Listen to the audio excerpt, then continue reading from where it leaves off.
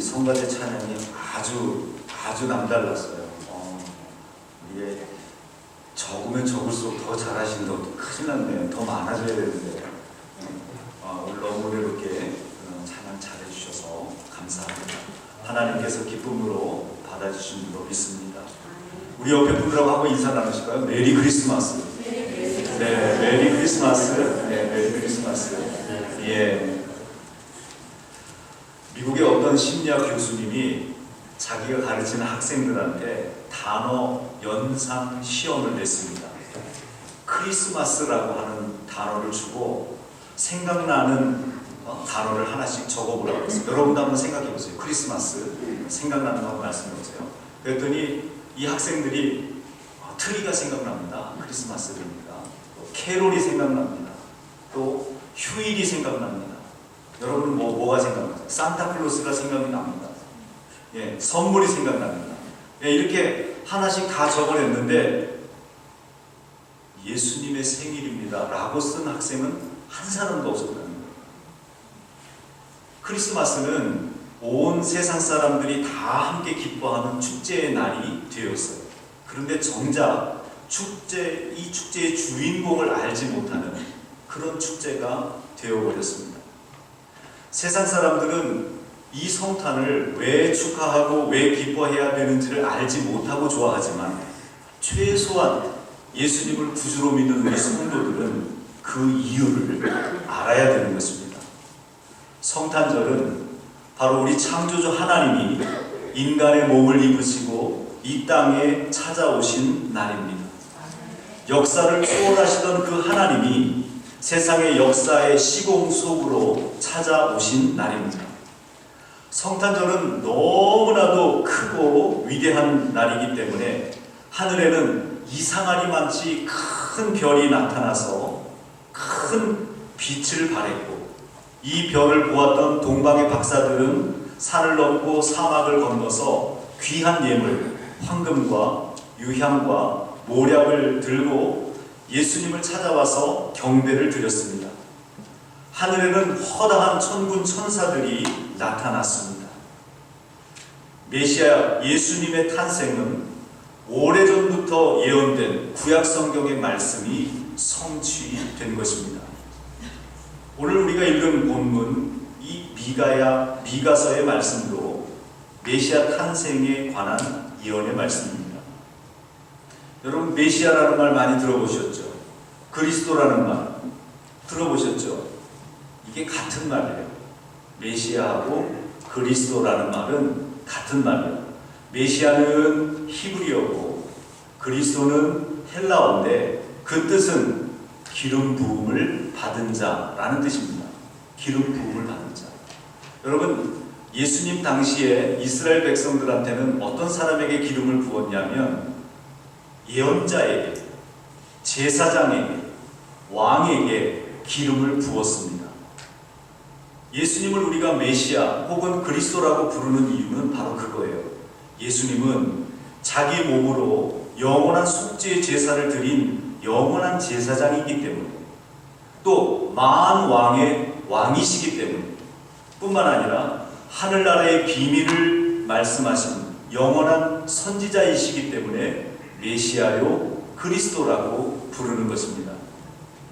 여러분 이 메시아 즉 예수 그리스도는 하나님과 동등한 위격을 가지신 삼위일체 하나님이십니다. 빌립보서 2장의 말씀처럼 그는 근본 하나님과 본체시나 그와 동등됨을 취할 것으로 여기지 아니하시고 이 말씀처럼 하나님과 같은 위격이시지만 같이 동등할 자격이 없다고 생각하시면서 겸손하신 분이 바로 이 땅에 오신 예수님이세요. 이것을 신학적인 용어로 얘기하면 선제하신 분이라고 말씀을 할 수가 있는데 영원 전부터 영원까지 존재하신 분이다. 오늘 본문에는 그의 근본은 상고에 태초에이다. 이 말씀이 그 뜻이에요. 오늘 우리가 읽은 말씀은 주전 700년 전에 미가 선지자가 예언하신 말씀인데 메시아가 어디서 탄생하실지 그 장소까지 예언하고 있습니다. 근데 이 예언의 이 장소의 이름이 상징하는 바로 메시아가 이 인류에 어떤 영향을 미칠지에 대해서 예언을 하고 있습니다. 베들레헴 에브라다야, 너는 유다 족속 중에 작을지라도 이스라엘을 다스릴 자가 네게서 네게로 나올 것이다. 아멘. 여기서 에브라다라는 말은 열매가 풍성하다라는 말인데, 이것은 장차 예수님을 통해서 많은 영혼이 구원받아서 열매가 풍성해질 것을 의미하는 것입니다. 베들레헴, 여러분 베들레헴이 어디죠? 예수님이 태어나신 곳이에요. 베들레헴의 뜻은요, 떡집이라는 뜻이에요. 떡집이라고 하는 뜻인데, 예수님이 장차 생명의 떡이 되실 것을 의미합니다. 그래서 요한복음 6장 35절에 보면 내가 곧 생명의 떡이니 내게 오는 자는 결코 줄이지 아니할 것이요 나를 믿는 자는 영원히 목마르지 아니하리라, 이렇게 말씀하셨고, 요한복음 6장 58절에 보면 이것은 하늘로서 내려온 떡이니 이 떡을 먹는 자는 영원히 살리라, 이렇게 말씀하신 것처럼 이 하나님의 말씀과 일치하는 말씀. 내일 오늘 오후부터 눈이 온다고 해서 제가 지금 마음이 떨리고 있는데, 오늘하고 내일 이틀에 걸쳐서 제가 예수님이 왜 이 땅에 오셨는지에 대해서 5가지로 말씀을 준비를 했어요. 근데 눈이 많이 오면 내일 못 오시면 오늘 2가지밖에 못 들으시잖아요. 그래서 지금 한참 마음으로 걱정하면서 기도하고 있습니다. 눈이 내려도 나오시든지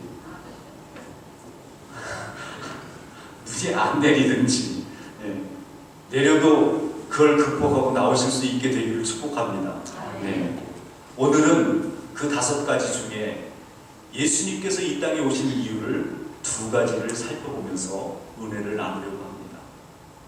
여러분, 예수님께서 이 땅에 오신 이유, 첫 번째 이유는 나에게 영생을 주시기 위해서 오셨습니다. 나에게 영생을 주시기 위해서 오셨다. 여러분, 영생이라는 말이 무슨 말인지 모르니까 아멘 소리가 안 나오는 거예요. 영생이라고 하는 말은 영원히 산다라는 말. 나를 영원히 살게 해주시려고 예수님께서 이 땅에 오셨다는 말. 자, 하나님께서 예수님을 이 땅에 보내신다고 하는 얘기는 어디서부터 기록이 되어 있냐면 창세기부터 기록되어 있습니다. 창세기는 성경의 제일 첫 번째 책인데, 창세기 3장 15절에 이렇게 기록되어 있어요. 내가 너로 여자와 원수가 되게 하고 너의 후손도 여자의 후손과 원수가 되게 하리니 여자의 후손은 네 머리를 상하게 할 것이요 너는 그의 발꿈치를 상하게 할 것이니라. 아멘. 하와가 뱀의 꼬임에 넘어가가지고 하나님께서 먹지 말라고 하신 그 선악과를 따먹었습니다. 그래서 하나님께로 벌을 받고 남편 아담과 함께 에덴 동산에서 쫓겨나게 됐습니다. 그래서 뱀은 다리가 없이 배로 흙을 기어다니는 벌을 하나님께 받게 됐습니다. 뱀은 하나님을 대적해서 인간을 꼬여내서 불순종하게 만든 사탄을 상징합니다. 이 사탄에게 하나님께서 하신 말씀이 지금 그 말씀이에요. 내가 너로 여자와 원수가 되게 하고 너의 후손도 여자의 후손과 원수가 되게 하리라. 뱀에게 꼬임을 받아가지고 타락하게 된 인간은 사탄의 노예가 되었습니다. 그래서 사탄의 지배를 받으면서 인간은 죄성을 갖게 되었고 하나님을 피하게 되었고 하나님을 떠나 살려고 하는 그런 경향을 갖게 되었습니다. 말씀을 멀리하고 말씀대로 사는 것보다 세상 풍조를 따라가면서 살기를 원하는 그런 경향을 갖게 됐습니다. 그런데 이렇게 사탄의 영향력을 받으면서 하나님으로부터 멀리 떠나가게 될수록 이건 사탄의 계획이 실현되는 거죠. 여러분, 오늘날 인간이 어떻습니까? 하나님과 가장 친밀한 피조물로 하나님께서 지으셨는데, 그래서 만물을 다스리는 그런 지위까지 아담이 부르는 그 모든 이름들이 이름이 됐잖아요. 근데 그런 만물을 다스리는 지위도 다 잃어버리고 이제는 우상 숭배자로 타락해버렸다고 하는 말이에요. 여러분, 19세기 허무주의 철학자 니체는 신은 죽었다 이렇게 말하면서 인간의 마음 가운데 하나님께서 주신 그 마음, 하나님께서는 전도서 3장 11절에 보면 영원을 사모하는 마음을 사람들에게 주셨어요. 영원을 사모하는 마음, 하나님을 경외하는 마음을 그렇게 사람에게 주셨는데, 이 니체는 그런 마음, 하나님께서 우리에게 주신 마음을 우리 마음속에서 지워버리려고 애를 썼어요. 그래서 그의 철학은 인류 지성사에 아주 지대한 영향을 미쳤습니다. 그런데 인생에서 신의 자리, 절대자의 자리를 비워버리고 나니까 큰 문제가 생겼습니다. 신앙을 빼고 나니까 그 어떤 고상한 철학자도 왜 인간이 존재해야 되고 또 존재하는지, 인생의 의미가 무엇인지 설명할 길이 없어져 버렸어요. 결국 허무주의 이후에 실존주의 철학자들은 인간을 허무한 인생 가운데 던져진 존재, 인생은 목적과 의미 없이 그저 표류하다가 죽는 것이다, 이렇게 풀이를 했습니다. 이처럼 인간은 자신의 삶에서 창조자 하나님을 빼고 나면 더 즐겁게, 더 멋지게 자신의 인생을 완성할 수 있을 줄 알았는데, 실제로는 어떤 현상이 일어났느냐? 질서가 파괴되어 버렸습니다. 어른이 없으니까, 법이 없으니까. 인간의 기본 윤리가 무너져 버렸습니다. 인간의 그 육신의 쾌락을 따라서 행동하게 됐습니다. 다른 사람 의식하지 않아요. 나만 좋으면 돼. 내 마음대로 사는 거예요. 내 중심, 다른 사람의 이익이나 다른 사람의 입장을 전혀 고려하지 않게 되었습니다. 돈으로 모든 것이 결정되는 그런 인생이 되어버려 가고 있다고 하는 말입니다. 사랑하는 여러분, 여러분에게 묻습니다. 여러분 인생에서 창조주 하나님을 빼면 여러분 어떤 인생이 될 것 같습니까? 더 자유롭고 더 즐거울 것 같습니까? 그럴 것 같지만 여러분 냉정하게 한번 생각해 보십시오. 절대로 그렇지 않다고 하는 것을 느끼실 것입니다. 그렇다면 여러분 인생 가운데 하나님이 함께 계신다고 하는 것을 기뻐하고 즐거워하시기를 바랍니다. 온 마음을 다해서 뜻을 다하고 힘을 다해서 여호와 하나님을 사랑할 수 있게 되시기를 바랍니다. 성탄을 맞는 여러분의 마음이 이 약하고 악하고 허무한 인생으로부터 나를 구원하러 오신 하나님의 아들 예수님을 얼마나 환영하고 기뻐하고 있습니까? 여러분 오늘 복잡하고 또 고통으로 가득한 마음으로 혹시 나오셨다면 그런 마음들 다 비우시고 예수님의 성탄을 무엇보다도 마음을 다해 기뻐하는 그런 성탄이 되시기를 바랍니다. 자, 창세기 말씀으로 다시 돌아갈게요. 하나님이 인간을 꼬여내는 데 승리하는 것처럼 보이는 사탄, 그 뱀에게 이렇게 예고하시는 거예요. 너의 후손도 여자의 후손과 원수가 되게 하리라. 여러분 이 말씀이 굉장히 중요한 말씀입니다. 여자의 후손은 누굴까요? 여자의 후손, 예수님을 이야기하는 거예요. 예수님을 말씀하는 거예요. 예수님이 마리아를 통해서 인간으로 아기로 태어날 것을 예고하신 겁니다. 이 예수님이 오시게 되면 사탄아, 그가 너를 가만히 두지 않을 거야, 이 말이었습니다. 여자의 후손은 내 머리를 상하게 할 것이요, 너는 그의 발꿈치를 상하게 할 것이다. 무슨 말이에요? 예수님은 사탄의 머리를 상하게 할 것이고 사탄은 예수님의 발꿈치를 상하게 하신대요. 자, 그러면 누가 이긴 건가요? 머리를 상한 것, 발꿈치를 상한 것, 어떤 게 치명상이에요? 예? 머리를 상한 게 치명상이에요. 그러니까 예수님이 승리하신 거예요. 자, 이걸 조금 더 쉽게 풀어드리겠습니다. 예수님께서 결국은 십자가에 달려서 죽게 되시잖아요. 이것은 사탄이 지금 예수님의 발꿈치를 부른 거예요. 그러다가 3일 만에 부활하셨어요. 이것은 예수님께서 사탄에게 치명타를 가하신 거예요. 무슨 말씀이냐? 사탄의 가장 강력한 무기가 뭐냐면 사망이에요. 사망 권세, 죽음이에요. 그게 가장 강력한 무기였는데 어느 인간도 이 죽음 앞에서는 꼼짝 못했는데 예수님을 죽였다고 사탄이 기뻐했는데 어때요? 예수님께서 3일 만에 그 사망 권세를 이기시고 다시 사신 거예요. 그러니까 사탄에게는 그게 결정타가 된 겁니다. 요한복음 6장 38절 이후에 보면 내가 하늘로서 내려온 것은 내 뜻을 행하려 함이 아니요 나를 보내신 이의 뜻을 행하려 함이니라. 나를 보내신 이의 뜻은 내가 내게 주신 자 중에 내가 하나도 잃어버리지 아니하고 마지막 날에 다시 살리는 이것이니라. 내 아버지의 뜻은 아들을 보고 믿는 자마다 영생을 얻는 이것이니 마지막 날에 다시 살리는 이것이니라. 아멘. 여러분, 하나님의 아들이 예수님이 사람의 몸을 입고 이 땅에 내려오신 것은 죄의 값으로 멸망할 인간이 영생을 얻고 생명의 부활을 얻게 하시려고 이 땅에 오신 것입니다. 요한복음 3장 16절에 하나님이 세상을 이처럼 사랑하사 독생자를 주셨으니 이는 저를 믿는 자마다 멸망치 않고 영생을 얻게 하려 하심이니라. 이 말씀에도 잘 나와 있는 것처럼 예수님께서 이 땅에 오신 가장 크고 첫 번째 되는 목적은 우리에게 영생을 주고 생명의 부활을 얻게 하시기 위해서 오신 것입니다. 여러분, 부족한 종이 우리 시애틀 금단교회 성도님들을 위해서 기도할 때 첫 번째 기도 제목이 뭔지 아세요? 바로 이거예요. 여러분들이 영생을 얻는 것.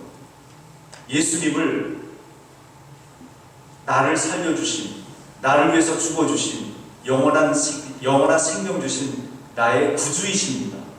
주는 그리스도시요 살아계신 하나님의 아들이라고 고백하고 영원한 생명을 얻게 하는 것. 이게 제가 여러분을 위해서 기도하는 첫 번째 기도 제목입니다.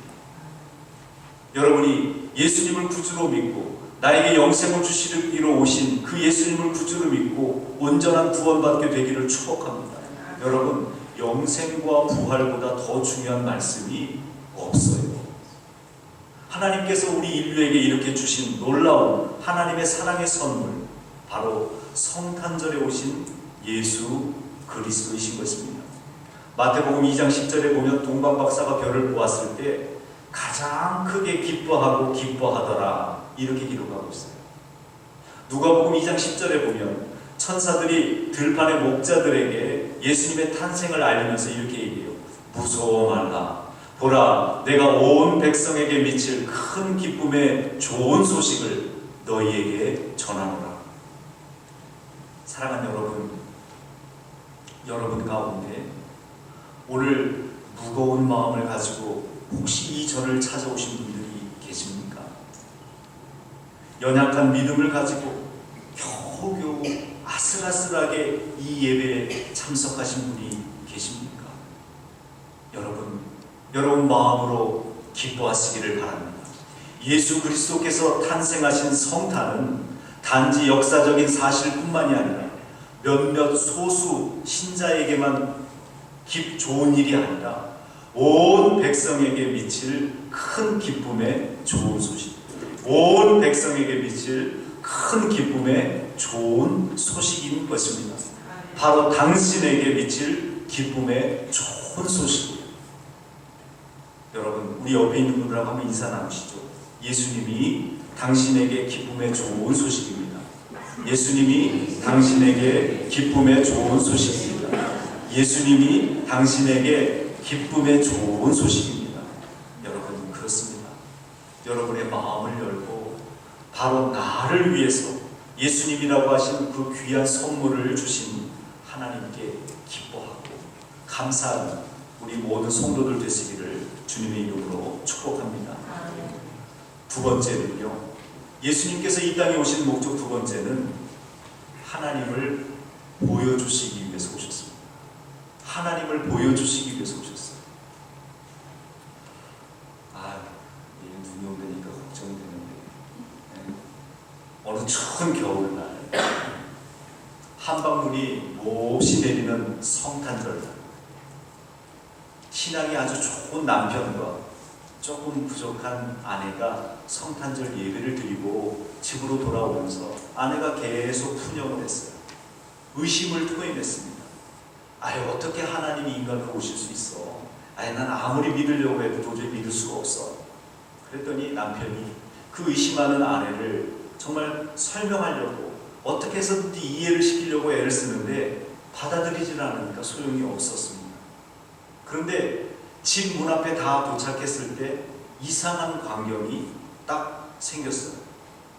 참새들이 눈이 워낙 오랫동안 내려가지고 이게 쌓여 있으니까 참새들이 먹이를 찾지를 못해가지고 먹지를 못해가지고 그 집 앞에서 아주 해롱해롱 되면서 비실비실대고 있어요. 거의 다 죽어가려고. 이걸 불쌍하게 여긴 남편이 빨리 문 안으로 들어갔다가 먹이를 가지고 나와서 그 참새들에게 먹으라고 먹이를 던져줬습니다. 근데 이 참새들이 그 뜻을 알아요, 몰라요?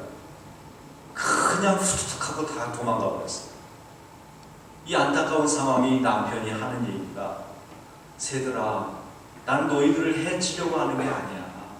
너희들이 이것을 먹지 않으면 굶어서 얼어 죽는다고. 안타까워. 이렇게 얘기하는데 새들이 사람의 말을 알아들을 수 있어요, 없어요? 못 알아듣잖아요. 못 알아듣잖아요. 남편은 날아가는 그 새들을 바라보면서 이렇게 말했어요. 너희들이 어떻게 내 마음을 좀 알았으면 좋겠는데 어떻게 하면 좋겠니? 내가 새가 될 수도 없고. 이때 불현듯 이 아내에게 번쩍이는 무언가가 지나갔어요. 아, 그렇구나. 하나님은 그렇게 계속해서 인간을 사랑하시고 인간에게 그렇게 많은 사랑을 베풀어 주셨는데 인간은 하나님의 음성도 알지 못하고 하나님의 모습도 알지 못하고 하나님의 뜻도 알지 못했구나. 그래서 하나님께서 원하시는 그 뜻을 원하는 대로 살지 못하고 자기 마음대로만 살았구나. 인간이 하나님의 그 사랑을 깨달을 수 없기 때문에 어쩔 수 없이 하나님께서는 인간으로 오신 거야. 그리고 그 사랑을 십자가로 표현하신 거야. 이것을 깨달은 아내는 곧바로 들어가서 하나님께 기도했다고 합니다. 사랑하는 여러분, 하나님은 영이시기 때문에 우리가 우리의 손으로 만질 수도 없고 우리의 눈으로 볼 수도 없습니다. 공기나 라디오의 전파를 볼 수 없는 것과 마찬가지로 우리의 영이 살아있지 않으면 우리가 하나님을 볼 수도 없고 들을 수도 없고 만질 수도 없는 것입니다. 그래서 메시아가 오신 것은 보이지 않는 하나님이 보이는 하나님으로 오신 것입니다. 보이지 않는 하나님이 보이는 하나님으로 오신 것입니다. 보이지 않는 하나님이 보이는 하나님으로 이 땅에 오신 것입니다. 요한복음 1장 14절에 말씀이 육신이 되어 우리 가운데 거하시니 우리가 그 영광을 보니 아버지의 독생자의 영광이요 은혜와 진리가 충만하더라. 요한복음 1장 18절에 본래 하나님을 본 사람이 없으되 아버지 품속에 있는 독생하신 예수님 하나님이 나타내셨느니라. 요한복음 12장 45절에 나를 본 자는 나를 보내신 이를 보는 것이니라. 이렇게 말씀하십니다. 여러분, 요한복음 14장에 보면 빌립이 예수님을 쫓아다니면서 예수님에게 하나님을 나에게 보여주세요. 하나님을 나에게 보여주세요. 그랬더니 예수님께서 빌립에게 이렇게 말씀하세요. 내가 너희와 얼마나 오래 너희와 함께 그렇게 다녔는데 너희가 아직도 알지 못하겠냐? 나를 본 자는 아버지를 본 건데 어찌해서 아버지를 보여달라고 그러냐? 이렇게 말씀하세요. 여러분, 메시아가 오신 것은 하나님이 어떤 분이신지를 보여주시기 위해서 오신 것입니다. 사랑하는 여러분, 메시아 예수님을 통해서 그 예수님을 보내주신 하나님을 깊이 알게 되시기를 바랍니다.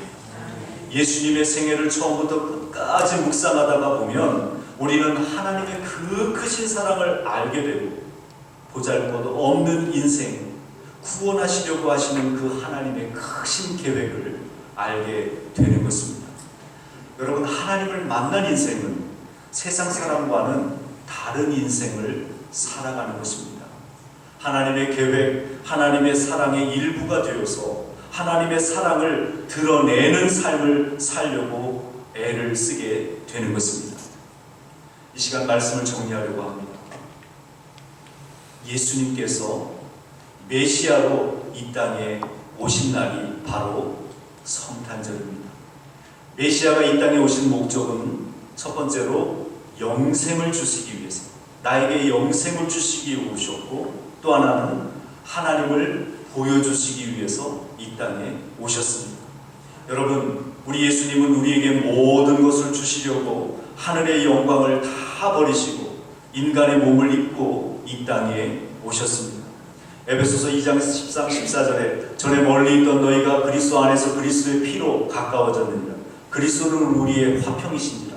둘로 하나를 만드사 중간에 막힌 담을 하시고 하나님과 나 사이에 가로막혀 있던 그 담을 허물어 버리시려고, 그래서 하나님의 사랑을 다 받게 하시려고 이 땅에 오신 것입니다.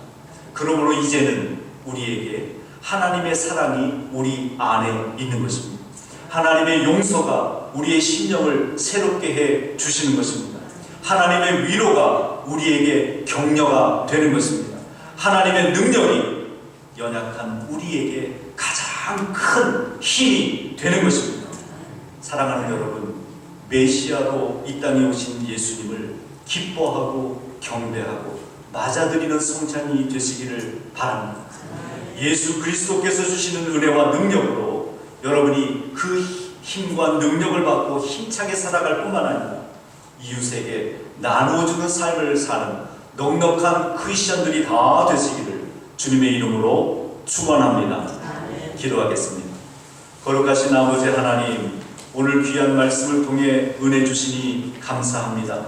하늘 영광